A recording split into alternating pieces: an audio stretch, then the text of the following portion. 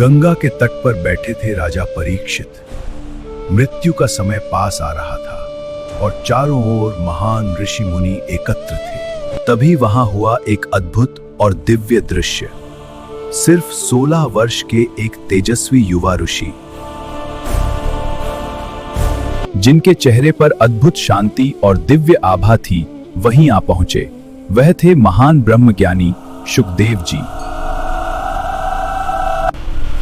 सभी ऋषि मुनि खड़े होकर उनका स्वागत करने लगे और राजा परीक्षित ने विनम्र होकर उनसे पूछा। यहीं से शुरू होती है श्रीमद् भागवत महापुराण की दिव्य कथा।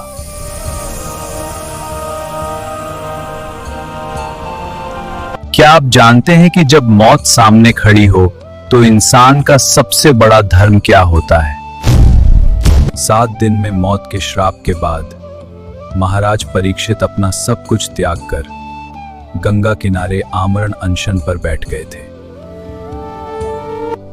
उनके अंतिम समय में ब्रह्मांड के बड़े बड़े ऋषि मुनि वहां इकट्ठा हुए।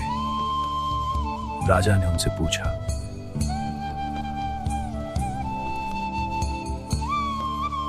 मरने वाले इंसान का सबसे बड़ा कर्तव्य क्या है?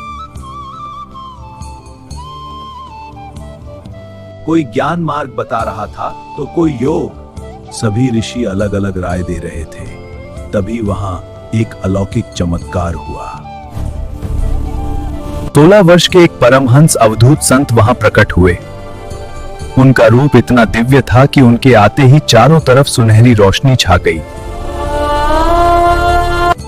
ये महर्षि व्यास के पुत्र शुकदेव जी थे।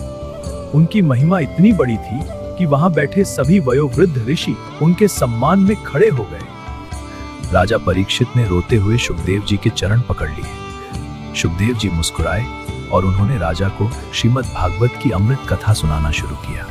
मृत्यु के भय को मिटाने वाली यह महाकथा अब शुरू हो चुकी है। अगले एपिसोड के लिए तैयार रहें और कमेंट में राधे राधे लिखें।